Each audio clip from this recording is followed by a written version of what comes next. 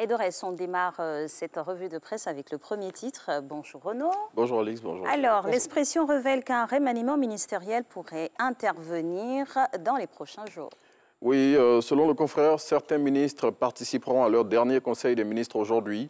En croire les explications du quotidien, les ministres élus récemment députés doivent siéger à l'Assemblée nationale le 1er avril sans leur qualité de ministre, qui est incompatible avec la fonction parlementaire. C'est après avoir siégé au moins une fois qu'ils peuvent passer la charge à leur suppléant s'ils sont reconduits au gouvernement ou appelés à d'autres fonctions. Ainsi, toujours selon l'expression, avec le remaniement ministériel qui va intervenir entre le 1er et le 8 avril, il est peu sûr qu'on revoie certains visages au sein du gouvernement. Et après la présidentielle et les législatives, la Chambre haute du Parlement ne sera pas renouvelée. Oui, le Sénat ivoirien reste en place jusqu'en 2023. C'est la décision prise par les autorités. Et pour expliquer cette situation, le matin indique que vu que l'institution a été mise en place en 2018 pour 5 ans, rien ne l'oblige à s'aligner sur le calendrier de renouvellement de l'Assemblée nationale. Et selon le confrère, le Sénat va aller au terme des 5 années que dure normalement une mandature avant d'être renouvelée. À ce sujet, les sénateurs sont convoqués le 11 avril prochain à Yamoussoukro.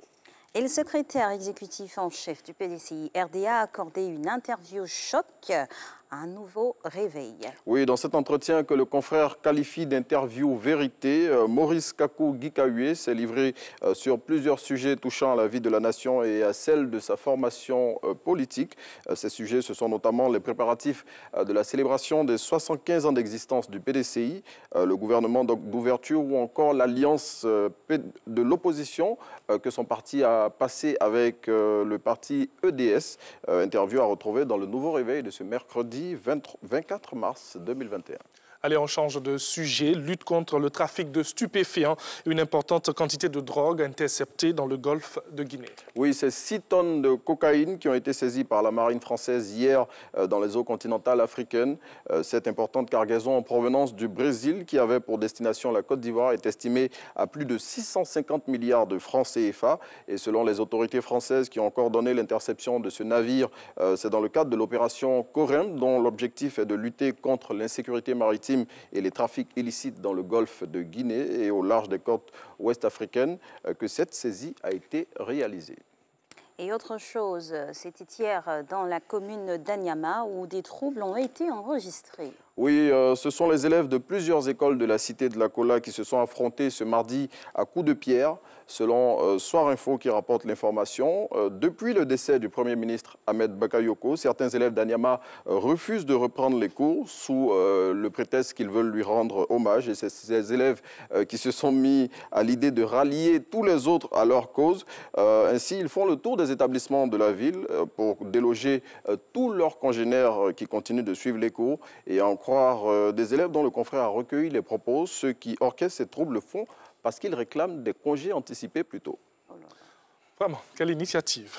Enfin, santé à présent, hausse des cas de contamination à la Covid-19 en Côte d'Ivoire. Les autorités sanitaires soupçonnent une percée du variant anglais dans notre pays. Oui, c'est l'une des pistes évoquées pour expliquer le pic de contamination constaté ces dernières semaines en Côte d'Ivoire par le docteur Edith Kwasi au cours du point de presse sur la maladie qu'elle a animé hier.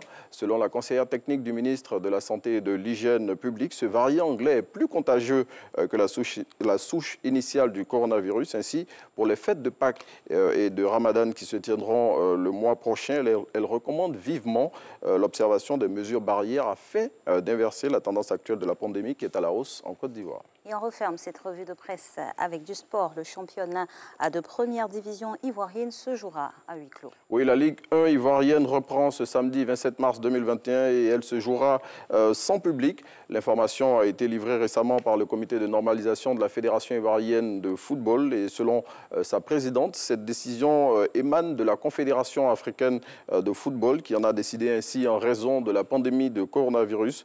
Cependant, à en croire Mariam Dao Gabala, une dérogation sera faite pour une certaine catégorie de personnes qui pourra assister à ces rencontres. À noter que c'est la SEC Mimosa et Boaké FC qui seront opposés pour la reprise de la Ligue 1 et ce sera ce samedi à Abidjan. Merci beaucoup, Renaud. Excellente journée. Voilà, merci en tout cas d'être avec nous chaque matin aussi pour donner toutes ces informations à tous les téléspectateurs et les permettre de converger vers les kiosques à journaux pour acheter. On ne cessera jamais de le dire. Oui. Merci beaucoup.